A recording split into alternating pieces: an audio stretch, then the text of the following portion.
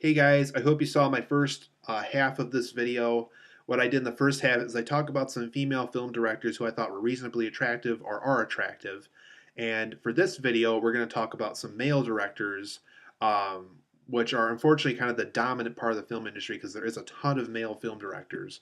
But out of all those names, out of all those Academy Awards, out of all those red carpet premieres, we're going to talk about what I think are the top five more attractive male film directors. So to start off, most of you know I'm a straight man, so basically I'm judging this based off of I kind of look at these men, these directors, and I just kind of say to myself every once in a while, he's reasonably attractive, or he dressed well for that red carpet premiere, or um, during an interview, he presented himself well, he dressed up well. You definitely tell he put a lot of thought and time into the film. So I definitely approached this half of the video much differently than the female film directors, because with the female ones, it was all about I liked their films, I like the way they present themselves, kind of like what I'm doing for this video here. But at the same time, because I'm a straight man, I can also judge it based off of do you think they're attractive or are they not really that all attractive? Um, so let's get started. At number five, you guys, we have Edgar Wright. He's married to Anna Kendrick. We're not probably not going to see him in a modeling magazine anytime soon, but um, I think just as far as presenting himself as saying I really want to make this film. This is how I'm going to present myself. This is how we're going to pursue the film.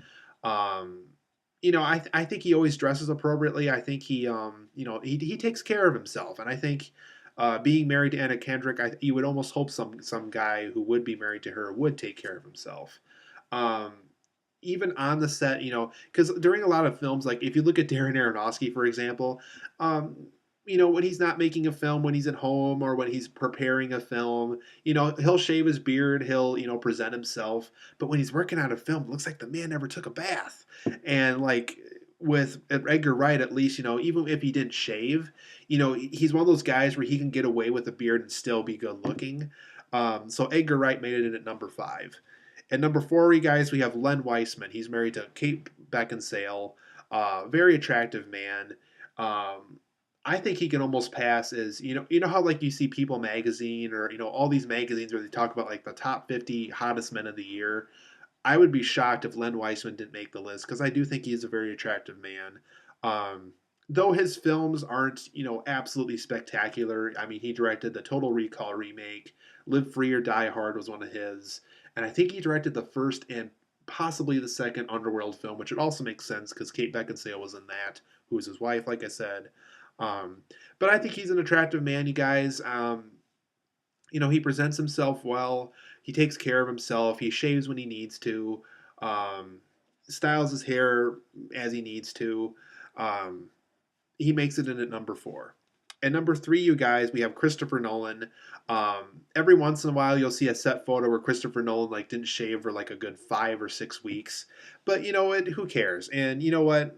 Um, a lot of people point out he is a reasonably attractive guy, and he's a great storyteller. Um, I don't know if he works out, but at least he dresses in a way to make himself like he's passively working out. Like he looks like he probably benches every once in a while. Maybe when he's riding, he's lifting a dumbbell or something. I don't know. But you know what? He's a reasonably attractive man, and he's always presenting himself. He's very classy. Everybody who's worked with him thus far said he's an amazing man to work with. So Christopher Nolan makes it at number three, which it also makes sense because he's one of my personal favorite film directors. At number two, we have Robert Redford. First off, women love Robert Redford. It, as old as he is now, a lot of people still think he's as attractive, probably the most attractive you can be at the age he is now. But back in the day, this is what I heard about people who were living way back in the day when Robert Redford was very big. If you look like Robert Redford or if you look like Paul Newman, you can get any woman you want. That was the saying back in the day, back when they were both big. Um, so Robert Redford makes it at number two. He's a very attractive man, uh, big director, big actor. Started the Sundance cinemas, started the whole Sundance Film Festival thing. Very active in film and always presenting himself.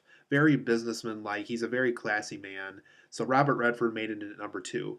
And at number one, and this isn't going to surprise some people because there's a lot of women who absolutely love this man, is George Clooney. George Clooney has acted in films, he's directed in films, and he's produced some films. He even produced Argo, which won Best Picture recently, with Ben Affleck directing and acting in it. Um, and by the way, I probably should have added Ben Affleck in here too. Um, Maybe he's number six. I don't know. But George Clooney, guys, a lot of women love him. You know, he's definitely aging very well. He's another one that's always presenting himself, even when he's working on a film and has to keep the beard for the film, always presenting himself in a really classy way. He's clearly an oddball at times, but you know, aren't we all in some ways? And he's an actor, so he has to get weird and goofy in some for being in certain roles in certain films. Um, but that was my top five, you guys. I hope you liked it. Let me know down below what you thought. Is there any directors you think I missed? Um, I didn't ask this yet. Who do you think are some ugly film directors? I'd be curious to know what you guys think are some ugly film directors. Who you think are some attractive ones? So I'm just curious to know. List them down below. I'm curious to see what you guys think, and I hope you guys enjoyed this two-part video.